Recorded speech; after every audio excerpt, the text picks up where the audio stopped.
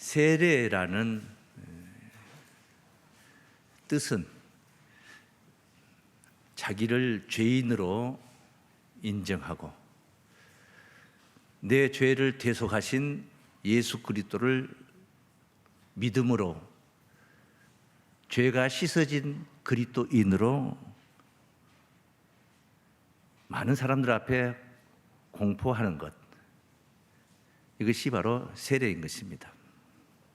요한이 요단강에서 세례를 행할 때 예수님이 다가오셔서 세례를 받으셨는데, 그때 하늘이 열리며 하늘에서 음성이 들립니다. 성령이 비둘기같이 예수 위에 임하게 됩니다. 그리고 음성이 들리기를 이는 내 사랑하는 아들이요 나의 기뻐하는 자라 하는 음성을 주셨습니다. 예수님이 메시아라는 사실을 밝히신 것이죠. 하나님께서 밝히신 거예요. 세례 요한도 예수님이 그런 분이시라는 것은 몰랐습니다. 다만 요한은 뭘 알고 있었느냐? 자기가 요단강에서 세례를 주는 것은 그게 다가 아니고 자기 뒤에 오시는 분이 한 분이 있다는 것을 알았어요. 나는 물로 세례를 주지만은, 마태복음 3장 11절에 있는 말씀입니다. 물로 세례를 주지만 내 뒤에 오시는 이는 불과 성령과 불로 세례를 주시리라. 나는 그분의 신들매도 감당치 못한다. 그리고 그분이 오셔서 알곡과 쭉정이를 갈라내어 추수한다는 말씀까지 덧붙이게 되는데, 그때 때 맞춰서 예수가 요한 앞에 나타나 세례를 받으려고 나타납니다. 그리고 세례를 받게 되죠. 이 13절 말씀 보면은 3장 14절, 이때 예수께서 갈릴리로서 요단강에 이르러 요한에게 세례를 받으러 하신대 요한이 말려 가로되 내가 당신에게 세례를 받아야 할 터인데 당신이 내게로 오시나이까?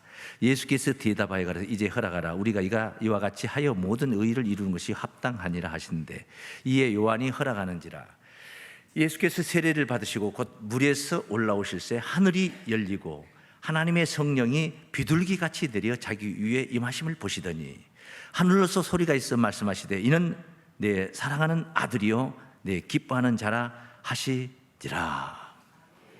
이렇게 요한에게 물 세례를 받으실 때에 하나님께서 이 예수가 그리스도 하나님의 아들로 이 땅에 왔다는 것을 알리셨습니다. 밝히셨습니다. 이후로 세례 요한이 예수를 만나면은 하나님의 양이라고, 저 세상 죄를 지고 가는, 짊어지고 가는 하나님의 양이로다, 그렇게 예수를 증거를 했습니다. 요한복음 1장 29절에 있는 말씀인데 31절부터 증거된 말씀을 한번 보시면, 참고로 해보면 나도 그를 알지 못해, 요한이 하는 말입니다. 나도 그를 알지 못하였으나, 개인적으로 육신적으로는 알았겠죠. 그러나 그가 메시아라는 사실, 세상 죄를 지고 가는 하나님의 양이라는 사실은 몰랐습니다. 살면서 몰랐다는 거예요. 30세에 이르기까지 몰랐다는 거예요. 내가 와서 물로 세례를 주는 것은, 목적은 요한이 물로 세례, 요단강에서 물로 세례를 주는 그 이유는, 따라하세요. 그를 이스라엘에게 나타내려 함이라. 메시아가 이 땅에 강림하시는데 하나님이 이미 요한에게 지시하셨어. 음성을 주셨어. 너가 요단강에서 물로 세례를 주면은 수많은 인파들이 몰려오지만은 그 인파 중에서 특별히 하늘이 열리고 성령이 임하며 하늘에서 인정하는 하나님의 아들이다 하는 인정하는 음성을 듣게 된다. 너는 그를 증거해야 된다는 거예요. 그래, 요한은 자기 뒤에 오시는 메시아를 증거해야 되는데 그 메시아가 누군지를 모르는 거예요. 그래, 요단강에서 그냥 닥치는 대로 세례를 주고 있는데 때 맞춰서 메시아가 그리스도 예수께서 요한 앞에 나타난 거 아닙니까? 그리고 세례를 받고 나니까 하나님의 약속대로 하늘이 열리고 음성이 들린 것이죠. 성령이 임하면서 그 얘기를 하는 거예요. 나도 그를 알지 못하였으나 내가 와서 물로 세례를 주는 것은 그를 이스라엘에게 나타내려 함이니라 함이라 하니라. 요한이 또 증거하여 가로되 내가 보매 성령이 비둘기같이 하늘로서 내려와서 그의 위에 머물렀더라. 아까 마태복음 3장 16절에서 확인했던 말씀입니다. 나도 그를 알지 못하였으나 나를 보내어 물로 세례를 주라 하신 그이가 누구예요? 하나님이시지. 내게 말씀하시되 성령이 내려서 누구 위에든지 머무는 것을 보거든 그가 곧 성령으로 세례를 주는 이인 줄 알라 하셨기에 내가 보고 그가 하나님의 아들이심을 증거하였노라. 요한의 세례의 목적이 분명하게 언급이 되어 있는 것, 확인할 수 있는 것. 메시아를, 누가 메시아인 것을 밝혀서 나타내고, 그리고 줄곧 그 이후로 요한은 메시아를 증거하는 사명을, 광야의 길을 예비하고 메시아가 나아가는 길을 예비하는 그런 사명을 감당하게 되는 것이죠. 요한의 물세례는, 자, 오늘 제목이 그리스도의 세례였습니다. 그리스도께서 처음으로 일본으로 받은 세례가 뭐냐? 요한에게 받은 물세례였어요. 근데 그 물세례는 그리스도의 죄를 씻는 세례가 아니고, 세례라는 의미는 죄를 씻는 의식이라는 것이죠. 그런데 그리스도께서 이 땅에 죄인으로 오셔가지고 요한에게 세례 받아가지고 죄 씻어가지고 이런 과정을 거친 게 아니야. 그분은 죄가 없는 분이에요. 하나님의 아들로 오신 거예요. 의로우신 예수께서 이 땅에 오신 거예요. 세례 받을 이유가 없는 분이에요. 그런데 요한에게 물세례를 받은 거예요. 왜? 뭐 하려고? 그리스도이심을 공포하신 것입니다. 하늘의 약속대로. 그래서 첫 번째, 요한의 물세례는, 따라하시면, 요한의 물세례는 그리스도를 밝히는 세례였습니다. 그런데 이렇게 이제 그리스도를 밝히는 세례, 이렇게 요한에게 물세례를 받았는데, 예수님이 오늘 본문 말씀에 뭐라 하십니까? 나는 받을 세례가 있으니 그것을 이루기까지 나의 답답함이 어떠하겠느냐. 나는 받을 세례가 있다. 그게 또 받을 게 있다. 또 요한의 물세례로 끝나는 게 아니다. 나는 그리스도의 세례는 요한의 물세례가 그것이 끝이 아니야. 받을 세례가 있다는 거예요. 예수님이 공생의 기간 동안에 하셨던 말씀, 받을 세례가 있다는 것은 뭐냐는 거죠. 본문을 한번 보시겠습니다. 12장 누가복음 49절 말씀. 내가 불을 땅에 던지러 왔느니 이 불이 이미 붙었으면 내가 무엇을 원하리요? 나는 받을 세례가 있으니, 그 받침 하나가 앞으로 갔다 뒤로 갔다가 되는 거예요. 리을자를 니은자로 바꿔버리면은 받은 세례 해버리면 이미 벌써 완료된 것을 말하는 거예요. 받은 세례, 과거가 되는 것이에요. 근데 여기는 니은이 아니고 리을이에요. 그럼 뭡니까? 미래죠. 앞으로 진행되어야 할 세례다 이 말이에요. 받을 세례가 있으니, 예수님이 받을 세례가 있다는 거예요. 이미 받은 요한의 물세례, 그거 무효라는 거예요. 그거는 죄 씻는 문제하고는 아무 상관이 없는 것이다. 아니, 그분은 앞서 말씀드린 대로 죄가 없는 분인데 무슨 세례 받을 필요가 뭐 있습니까? 우리 같은 죄인 괴수들이나 가서 세례를 받아야 되는 것이지, 우리는 세례를 받아야 할 필요성이 있는 사람들이지만 예수가 무슨 세례를 받을 이유가 없는 분이지 않습니까? 그런데 받을 세례가 있다 하시면서 그것을 이루기까지 나의 답답함이 어떠하겠느냐. 심상치 않는 그런 세례의 사건이라는 것을 알 수가 있습니다. 이런 예수님은 그냥 답답한 게 있는 거예요. 지금 마음에 걸리는 게 있는 거예요. 힘든 게 있어요. 힘들어 지금. 그런데 제자들은 무슨 생각을 하느냐. 자리 다툼이나 하고, 길을 가다 예수 뒤를 따라 길을 가다가도 네가 크다, 내가 크다, 내가 더 높다, 낫다. 심지어 앞서 말씀드린 사가랴의 아들 세례요한 말고 세베대의 아들 야고보의 형제 야고보와 요한 둘은 자기 어머니까지 동원을 시켜가지고 예수님께 쫓아가서 치맛바람이라 그런 거죠. 요즘 학부형들의 치맛바람 학교에 없다고 그러는데, 주의 나라에 이루어질 때 내 두 아들을 하나는 오른편에 하나는 왼편에 앉게 해달라, 좌우편에 앉게 해달라. 마가복음에서는 야고보 요한이 직접 얘기한 걸로 증거되어 있습니다. 10장 38절 말씀 한번 보세요. 10장 예수께서 가라사대 너의 구하는 것을 너희가 알지 못하도다. 이 자리를 구했던 거예요. 지금 오른쪽에 앉게 해달라, 왼쪽에 앉게 해달라.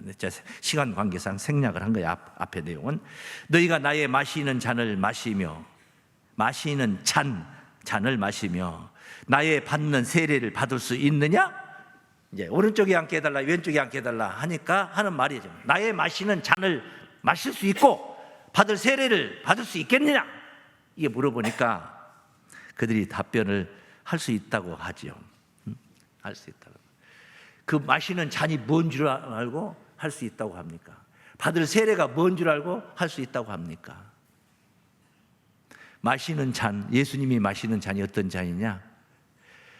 겟세마네 동산에 올라가서 예수님이 기도를 합니다. 당신 혼자 해도 뭐 얼마나 참 예수님이 기도를 정말 하나님의 아들로 오셨으니 그렇게 통하는 기도를 했겠습니까? 그런데 제자들에게 3명을 데리고 베드로와 야고보와 제자들 많이 다 데리고 갔지만은 저 멀리 놔두고 3명은 더 가까이 다가오게 해서 나를 위하여 기도해달라. 내가 너무 힘들다. 나를 위해서 기도해달라. 어떻게 예수님이 기도를 하셨느냐? 땀방울이 떨어지는 핏방울같이 그렇게 예절하게 기도했다. 얼마나 예절하게 기도를 했으면 땀방울이 핏방울이 되도록 기도를 했겠는가? 성경의 표현이 그래요. 누가복음 22장 41절 말씀은 저희를 떠나 돌 던질 만큼 가서 무릎을 꿇고 기도하여 가라사대 아버지여 만일 아버지의 뜻이었던 이 잔을 내게서 옮기시옵소서. 나의 마실 잔을 너희가 마실 수 있느냐 했는데 예수님이 이 잔을 안 마시고 싶다 이 말이에요. 이 잔을 옮겨달라는 거예요. 그러나 나의 원대로 마옵시고 아버지의 원대로 되기를 원하나이다. 하나님의 뜻을 거스릴 수는 없는 거죠, 예수님이. 다만 내 바람은 이것이 내 잔을 옮길 수도 있는 그런 아버지의 뜻이 있다면은 이것을 옮겨달라. 안 마시고 싶다. 이 쓴 잔 안 마시고 싶다. 뭡니까? 십자가예요. 십자가. 그걸 이야기해요. 이것을 이루기까지 나의 답답함이 어떠하겠느냐. 예수님이 마가복음 10장 45절 말씀을 보시면은 인자에 온 것은 자신이 이 땅에 임한 것은 섬김을 받으려 함이 아니라 도리어 섬기려 하고 자기 목숨을 많은 사람의 대속물로 주려 함이라. 많은 죄인들의 죄를 위해서 대신 죄값을 치르기 위해서 왔다. 대속이라는 것은 그런 거예요. 죄를 대신 치러주는 것, 지불해 주는 것. 그래서 형벌에서 구원받는 거예요. 인류를 구원하시기 위해서 십자가를 지시기 위해서 이 땅에 오신 거예요. 그것을 이루기까지 나의 답답함이 어떠하겠냐. 왜? 예수님도 우리가 똑같은 그런 성경을 가지시고 사람의 모양으로 못을 박으면 아프고 머리에다 가시밀관을 씌우면 피만 그냥 나는 게 아니라 고통이 따르는 거예요. 고통이 따르는 거예요. 똑같은. 그래서 할 수만 있다면 이 쓴 잔을 내게서 옮겨달라. 그렇게 말씀을 하셨던 거예요. 인류의 죄를 대속하신 십자가의 사건이 그리스도께서 받을 세례였었던 줄로 믿습니다. 받을 세례. 그러니까 자신의 죄를 씻는 세례가 아니라 인류의 죄를 씻는 세례였다 이 말이에요. 네? 인류의 죄를 대신 짊어지면서 죄를 사하는 그런 세례였다. 한번 따라하십니다. 인류의 죄를 대속하신 십자가 희생이 세례였습니다.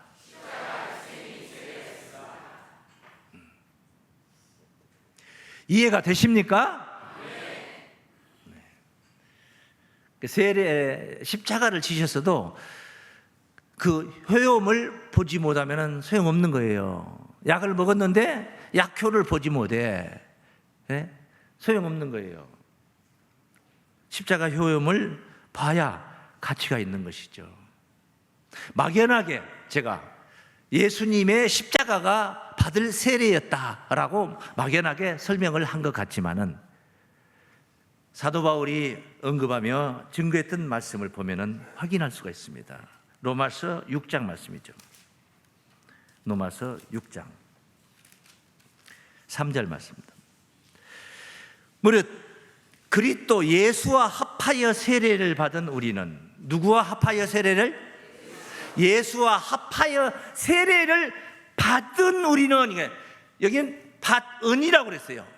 은하고 금하고 다르듯이 은하고 을하고 달라요. 이것도 예수 합하여 세례를 받을 우리는 아니고, 받을은 아직 완료가 안 된 상태니까, 받은 우리는 이 말은 이미 완료가 됐다 이 말이에요. 우리라는 존재가 이미 세례를 완료했다 이 말이에요. 세례. 그리스도 어떻게? 그리스도 예수와 합하여 세례를 받은 우리는 그의 죽으심과 합하여 세례 받은 줄을 알지 못하느뇨. 그러니까 예수와 합한 게 뭐하고 합한 거냐? 그의 죽으심과 합하여, 그의 죽으심과 합해져야지 세례가 완료되는 거예요. 세례 받은 줄을, 받을 줄이 아니고 받은 줄을 알지 못하느뇨. 왜 이걸 캐치 못하느냐? 왜 이걸 깨닫지 못하느냐? 세례 완료됐다 그 말이에요. 예수 십자가 그 사건이 우리의 죄를 씻는 의식이었다. 우리는 그 십자가를 믿음으로 말미암아, 그 십자가는 내 죄를 대속하신, 나의 죄 때문에 나를 속량하시기 위해서, 내 죄 문제를 해결하시기 위해서 십자가를 지셨다라고 인정하고 믿고 우리가 죄 짓는 삶을 이제 청산하게 될 때에 세례가 완료가 된 거예요.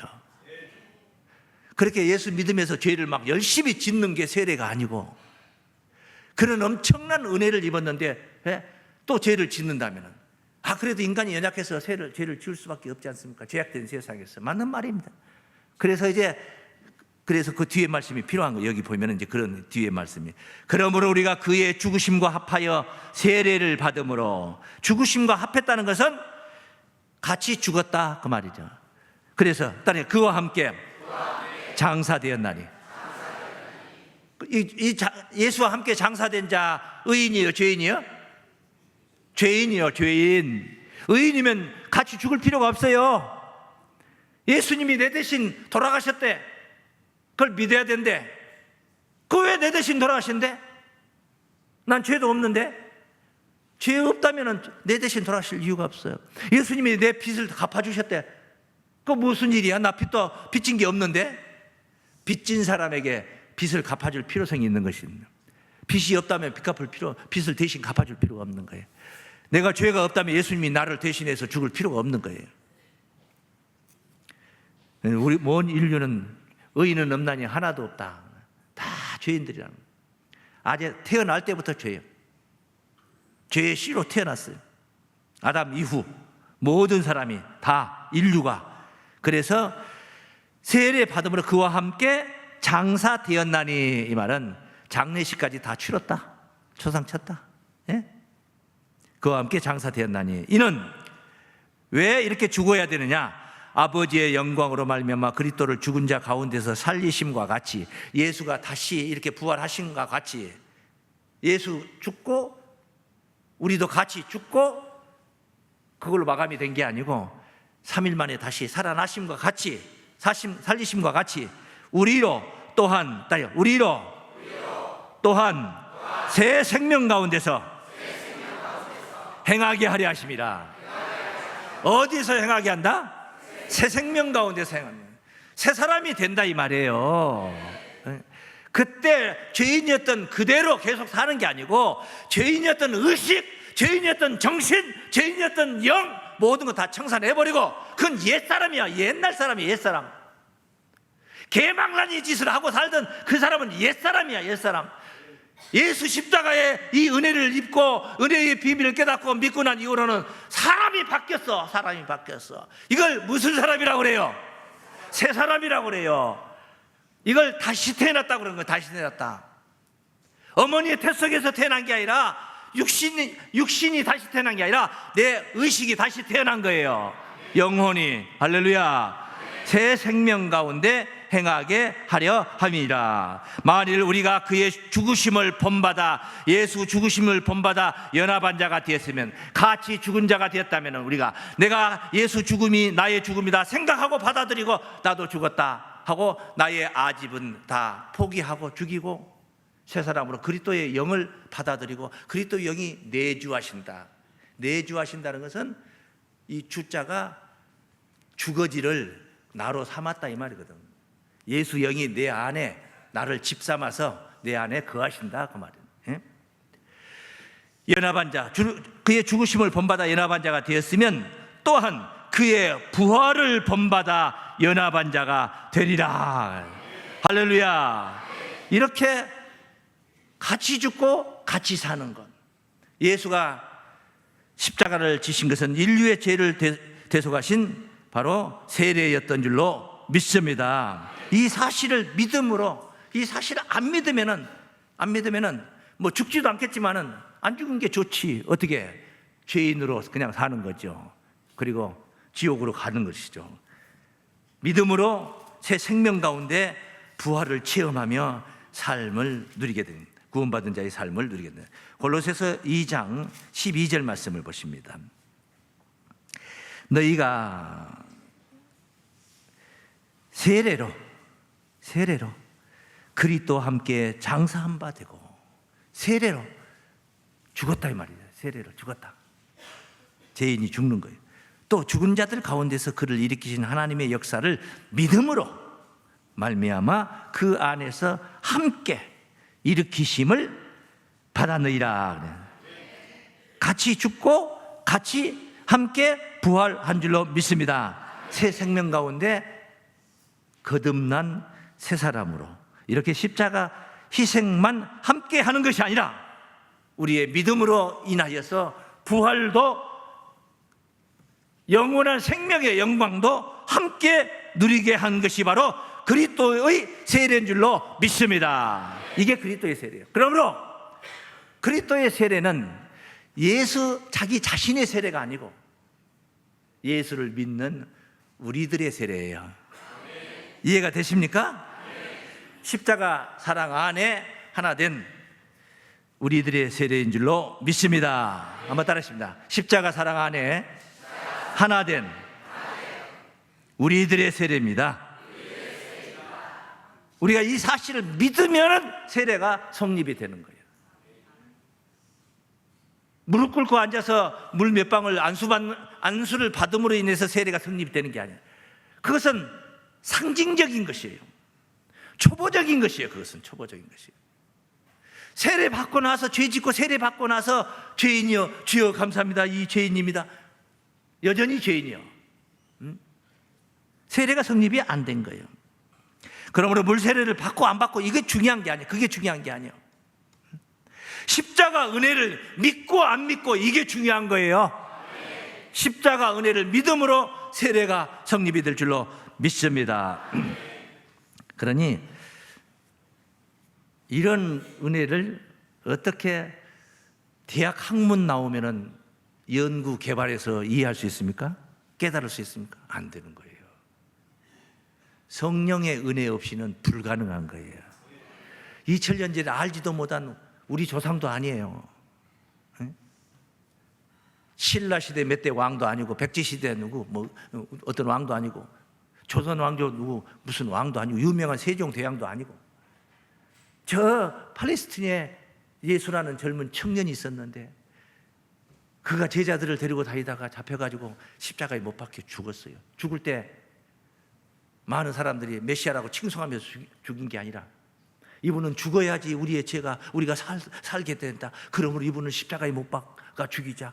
이게 아니고 흉악한 밀란을 일으킨 범죄자로 잡아 죽였어요.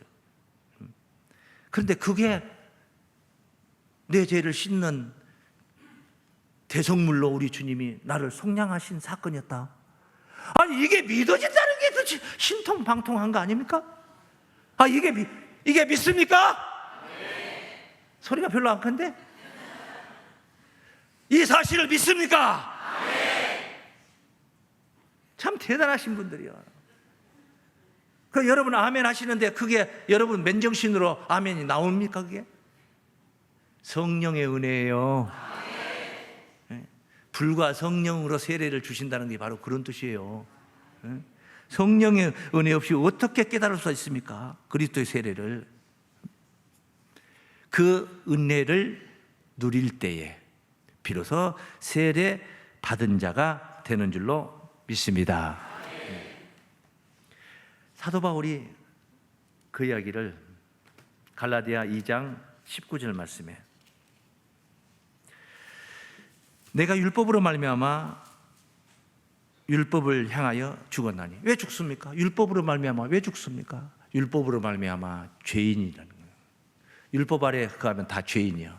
그래서 율법을 향하여 죽는다 이 말은 죄값을, 죄인이기 때문에 죄인은 죄의 싹을 지불해야죠. 죄값이 무슨 뭐 10만 원, 20만 원, 50만 원, 100만 원, 1000만 원 해결되는 게 아니에요.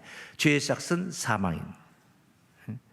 죄의 싹은 로마서 6장 23절에도 증거되어 있대. 죄의 싹은 사망인. 그러니까 죽었다고 그래요. 죽어야 되는 거예요. 죄인은 죽어야 돼요. 바울이 말하는 거예요. 율법으로 말미암아 율법을 향하여 죽었나니 이는 하나님을 향하여 살려 함이니라. 내가 그리스도와 함께 십자가에 못 박혔나니. 그 죽었다는 얘기가 뭡니까? 의식이 죽었다는 것이죠. 자아가 죽었다는 거, 자아가 죽었다는 거예요. 정말로 목숨이 끊어져 죽었다면 이런 편지를 쓰지도 못하죠. 이런 글을 쓸 수도 없는 것이죠. 살았으니까 이 글을 쓰는 거 아닙니까? 사도 바울이. 내가 그리스도와 함께 십자가에 못 박혔나니 그런즉 이제는 내가 산 것이 아니요 오직 내 안에 그리스도께서 사신 것이라. 자신이 정말 목숨이 끊어져서 죽었다면 예수께서 죽은 송장 속에 들어가서 삽니까? 사도 바울이 정말로 죽어버렸는데 그 안에 들어가서 그 송장 속에 예수가 사냐고. 그런 얘기가 아니잖아요. 영적인 의미를 우리가 깨달을 수가 있는 줄로 믿습니다. 내가 그리스도와 함께 십자가에 못 박혔나니 그런즉 이제는 내가 산 것이 아니요 오직 내 안에 그리스도께서 사신 것이라. 이게 함께 죽고 함께 산 모습인 것입니다. 이제 내가 육체 가운데 사는 것은, 육체 가운데 살고 있대잖아요. 육체가 죽은 거 아니잖아요. 그러니까 사는 것은 나를 사랑하사 나를 위하여 자기 몸을 버리신 하나님의 아들을 믿는 믿음 안에서 사는 것이라. 그리스도 안에 있는 자들이 진정으로 예수 십자가 세례를 받은 자들인 줄로 믿습니다. 자신의 아집을 십자가를 믿는 믿음 안에서 죽고 그리스도의 영으로 다시 태어나는 것, 이게 바로 불과 성령의 세례가 되는 것입니다. 그렇게 온 인류가 그리스도의 세례로 거듭나는 날, 새하늘과 새 땅의 아침이 밝아질 것인 줄로 믿습니다. 하나님의 아들로 거듭난 새로운 피조물, 어떤 자들? 예수 안에 있는 자들인 것입니다. 예수 안에 있는 자들. 고린도서 5장 17절 말씀. 그런즉 누구든지 누구를 막느나 여자든 남자든 헬라인이나 야만인이나 종이나 자유자나 따질 것 없어. 그리스도 안에 있으면은 새로운 피조물이라. 이전 것은 지나갔으니 보라 새 것이 되었도다. 그리스도의 세례가 성립된 새하늘과 새 땅의 영광의 주역들이 될 것인 줄로 믿습니다.